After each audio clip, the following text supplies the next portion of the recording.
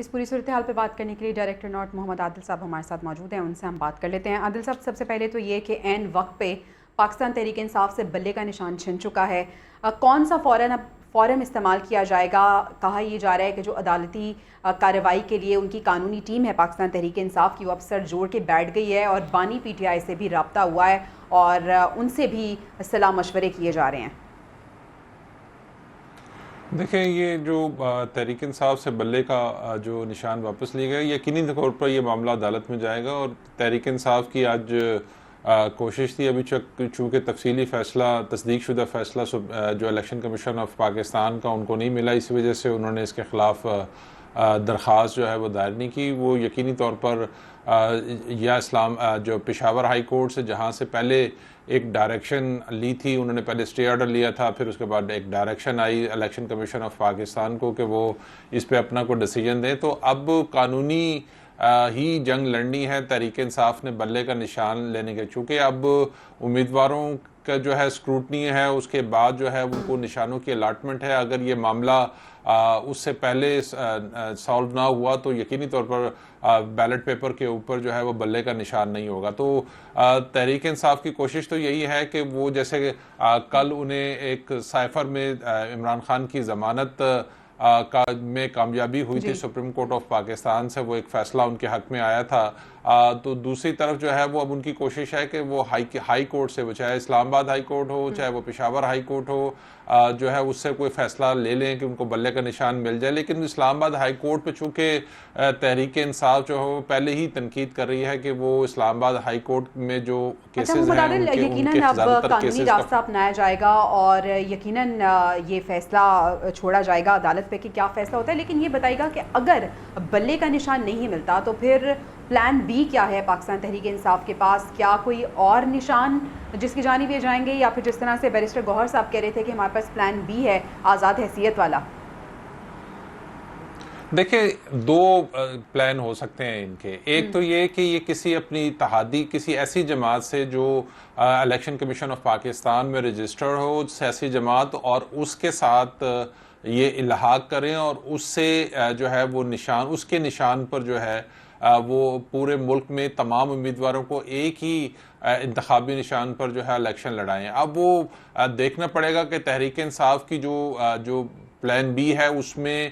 جو ہے وہ کیا ہے، کہ وہ کسی سیاسی جماعت سے اتحاد کر اس کے انتخابی نشان پر الیکشن لڑیں گے، یا وہ آزاد حیثیت میں لڑیں گے۔ آزاد حیثیت میں لڑنے کی صورت میں تحریک انصاف کے جو امیدوار ہیں ان کو پورے ملک میں ایک ساتھ کبھی بھی انتخابی نشان نہیں ملے گا، کسی کے پاس کوئی انتخابی نشان ہوگا، کسی کے پاس کوئی انتخابی نشان ہوگا، تو اس کا یقینی طور پر جو ووٹر ہے اس پہ اثر ہوگا، اور جو ان کے نتائج، جو ان کے دعوے ہیں، جو سرپرائز دینے کے دعوے ہیں، وہ شاید اس طرح سے پورے نہ ہو سکے، اور اس کا تحریک انصاف کو یقینی طور پر نقصان ہی ہوگا اگر وہ ایک انتخابی نشان کے اوپر جو ہے وہ الیکشن نہ لڑ سکے۔ تو اب جو ان کی اسٹریٹجی ہے، وہ ان کی پہلی پرائورٹی تو یہ ہے کہ وہ جو انتخابی نشان کی الاٹمنٹ سے پہلے عدالت سے کوئی فیصلہ آ جائے۔ اگر مثال کے طور پر ان کو پشاور ہائی کورٹ سے یا اسلام آباد ہائی کورٹ سے کوئی فیصلہ ہوتا ہے تو اگر ان کے فیور میں آیا تب بھی، اور ان کی مخالفت میں آیا تب بھی، یہ معاملہ پھر ایک دفعہ سپریم کورٹ کی جو ہے اس میں جائے گا۔ تو دیکھتے ہیں کہ اب وہ کتنی تیزی کے ساتھ جو ہے یہ جو عدالتوں کا معاملہ ہے ایسے ہی دیکھنا ہوگا۔ دوسری جانب عادل صاحب، اب بہت زیادہ تنقید کا نشانہ بنایا جا رہا ہے معصوم کے لفظ کو لے کے، پہلے صادق اور امین، اور اب کہا جا رہا ہے کہ معصوم کہہ کے ان کو بہت زیادہ لاڈلا ایک بار پھر سے بنایا جا رہا ہے۔ کبھی لاڈلا کہا جاتا ہے، کبھی معصوم کہا جاتا ہے، کبھی صادق اور امین کہا جاتا ہے، تو یہ اب نہیں چلے گا۔ مریم اورنگزیب نے بھی تنقید کی ہے، دیگر مسلم لیگ نون کے رہنما بھی تنقید کر رہے ہیں۔ اس کے ساتھ ساتھ ہم دیکھ رہے ہیں کہ پیپلز پارٹی بھی میدان میں اتر گئی ہے اور تنقید کے نشتر چلائے جا رہے ہیں۔ دیکھیں، جو سائفر کا معاملہ تھا، جو کل سپریم کورٹ آف پاکستان سے ایک ڈیسیجن تھا،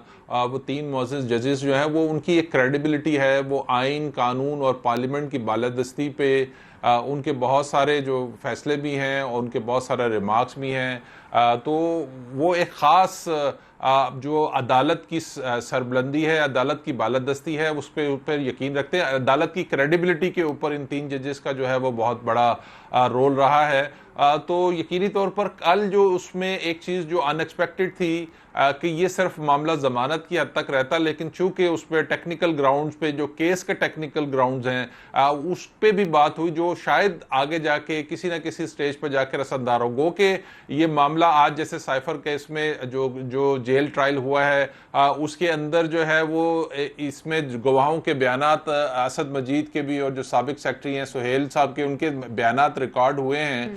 تو وہ گو کہ ٹرائل اس کا سائفر کا جاری ہے، لیکن یہ ابھی سائفر نے ٹرائل کورٹ سے ہائی کورٹ آنا ہے، ہائی کورٹ سے ایک دفعہ معاملہ پھر سپریم کورٹ میں آنا. لیکن ملک کی اعلیٰ ترین عدلیہ کی جو آبزرویشن ہے اس کیس کے حوالے سے وہ اس پہ کسی نہ کسی سٹیج پہ جا کر اثر انداز ہوگی. تو مسلم لیگ نون بیسیکلی اسی چیز کو آگے لے کے جا رہی، کیونکہ ابھی صرف یہ ایک کیس نہیں ہے، ابھی اور بہت سارے معاملات ہیں. جیسے آج اسلام آباد ہائی کورٹ کے ایک فیصلے کے خلاف مسلم تحریک انصاف جو ہے وہ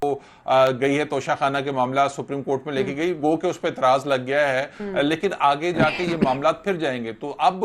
دونوں جو پولیٹیکل پارٹیز ہیں وہ تحریک انصاف جو ہے وہ اسلام آباد ہائی کورٹ کے ججز کو ٹارگٹ کر رہی ہے، اور مسلم لیگ نون نے جو ہے